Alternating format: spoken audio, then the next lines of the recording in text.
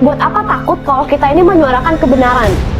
Negara ini kalau misalnya nggak dimulai dari diri kita sendiri, siapa yang memulai gitu loh? Harus ada yang berani buat menegakkan keadilan gitu. Karena banyak orang, walaupun mereka ya sebagai pengacara gitu lah, mereka udah gede, orang dewasa, tapi mereka nggak berani. Apa ya, daripada orang-orang yang kayak kalau bilang mereka berani ini buat negara, tapi takut buat nerima resikonya. Sahabat Smart, Smart Tapak memiliki tujuan agar seluruh masyarakat Indonesia dapat terus berpancasila dan berbudaya Nusantara. Oleh karena itu, like video ini dan share ke saudara, teman, maupun keluarga terdekat, sahabat. Nah, itu terus pernah juga adik Kat ini menyuarakan tentang 3 KTP Pak Burhanuddin. Apakah ada telepon gelap atau suara-suara yang menyuruh adik untuk diam atau mengancam? Enggak, justru kumis tebelnya diam doang. Berarti itu benar-benar berarti ya? Iya, diam doang dia, nggak ada ngomong apa-apa. Kumisnya tebel tapi nyalinya tipis. Bisa juga. Nggak ada klarifikasi atau apa? Nggak ada, diam doang mungkin. Mungkin dia ketakutan, nggak apa? Mungkin dia nggak berani menjalani proses hukum lah. Masa apa ya, dia udah diduga, ada buktinya juga kalau dia diduga ada KTP ganda, tapi nggak berani apa dijalanin berkasnya. Ini udah dilaporkan nggak? Udah, papaku udah aduin ke Jamwas, tapi nggak ditindaklanjutin. Alasannya ada nggak? Terungkap nggak? Alasan nggak ditindaklanjutinnya apa gitu? Ya, yang nggak ada apa ya, kan aku kan juga udah pernah menyuarain kan di demo kan kita kan waktu itu pernah demoin yang KTP diduga KTP palsu Jaksa Agung Burhanuddin kan, tapi nggak ada respon dari kita. Waktu itu juga demo tapi nggak dibolehin masuk. Jadi kan biasa kalau habis demo kan diajak ke dalam buat ngomong gitu kan, nggak ada, kita mau masuk nggak dibolehin. Kayaknya emang mereka takut apa gimana gitu. Jadi mereka sengaja menutupin itu ya, nggak mau dibongkar lah. Iya, Gitu ya. iya nggak ada. Nah, terus dengan papi kamu sekarang bersuara begitu kan akhirnya kan ditahan juga nih. Iya. Nah, kamu sendiri nggak takut akan risiko seperti itu nanti? Buat apa aku takut? Kan aku bener. Emangnya aku salah? Harusnya mereka yang takut. Loh, kan tapi papi kamu kan bener juga sebenarnya. Iya, makanya papi aku juga nggak takut.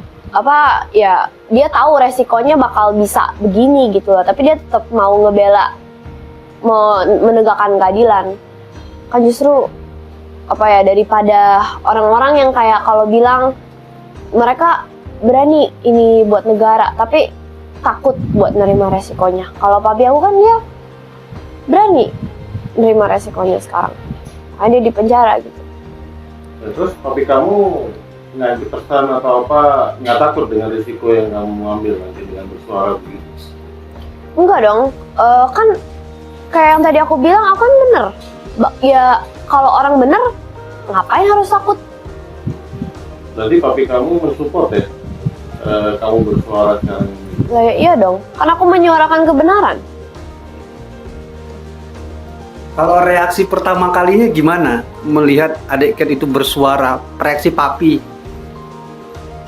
Ya aku kan di luar, papa aku kan di dalam. Ya, maksudnya papi Pas aku ketemu gitu. pas ketemu. Maksudnya sudah tahu nggak kalau anaknya akan begini, atau papi kamu ternyata pikir bisa juga begini, seperti ini gitu?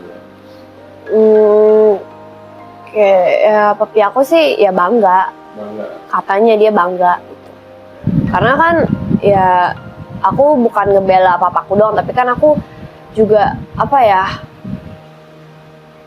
kayak kalau dari kasus ini kan masyarakat harusnya bisa lihat apa prinsip papa aku. Dia kan walaupun udah dapat ancaman dari mana-mana yang dia lawan raksasa, dia kan tetap berpegang pada prinsipnya dia gitu. Jadi ya ini juga jadi contoh gitu. Ini aja bisa terjadi kepada papa aku, gimana ke papa-papa orang lain gitu. Pasti banyak apa orang yang juga sebenarnya tertindas juga, tapi mereka takut buat ngomong.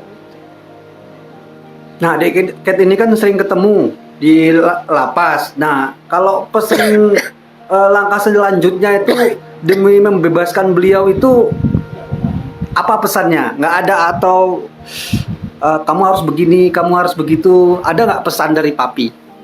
Harus begini, harus begitu maksudnya? Ya maksudnya itu dia kan tahu adik Kat ini bersuara di luar. Nah ini bisa ini menjadi untuk membebaskan saya. Ada nggak pesan dari papi untuk adik Kat, kamu nih selanjutnya harus bersuara ke sini, bersuara kayak gitu? Ada nggak pesan dari papi kayak gitu? Iya enggak ya papi ya, papaku bilang tetap tabah gitu. Tuhan pasti bakal lindungin kita. Kan kayak ya kita emang bener, buat apa takut gitu kan. Ya yang ngomongnya gitu doang, nggak ada kayak nyuruh ini atau apa. Kalau misalnya kayak podcast itu kan karena emang beberapa diundang gitu, tapi beberapa juga minta gitu.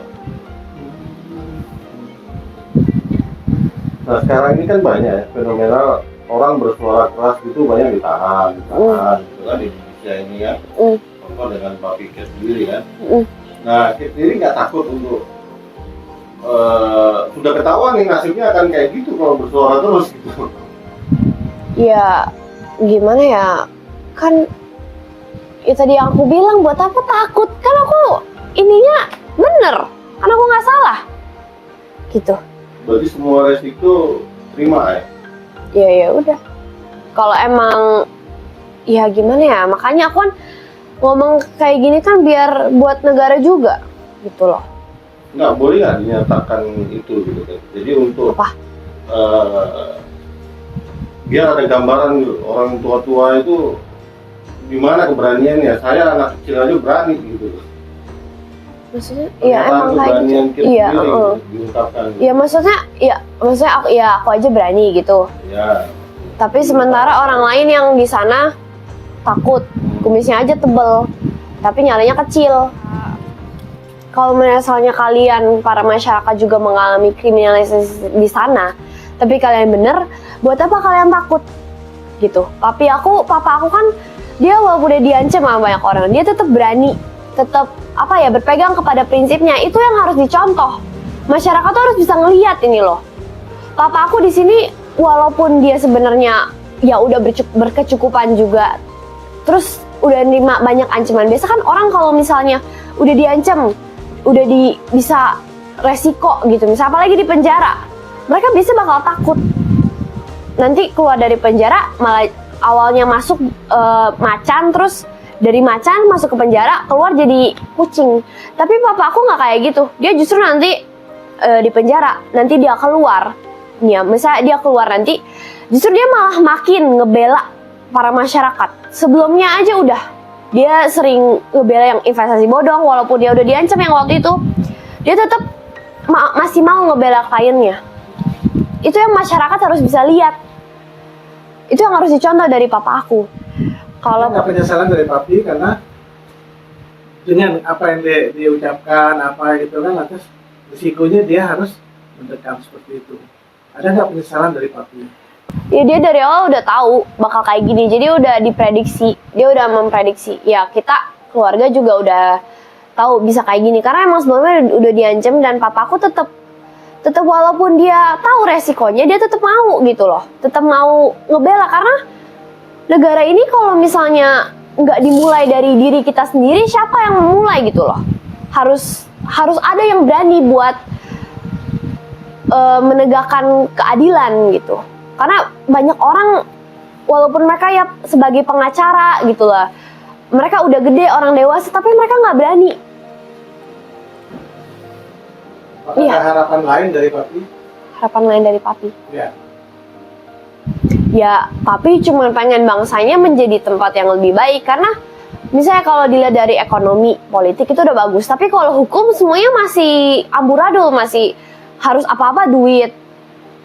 Ya kayak apa ya, bukannya hukum ada panglima tapi uang adalah panglima gitu loh. Ini kan kelihatan sekarang ini kayaknya perjuangan papi seolah-olah dicuekin. Ya makanya harusnya ya masyarakat yang lain juga bangkit buat ngebantu. Karena ya aku membela papa aku nih, aku ada kepentingan, tapi papa aku ini kan ngebela banyak masyarakat. Harusnya orang-orang ngelihat itu.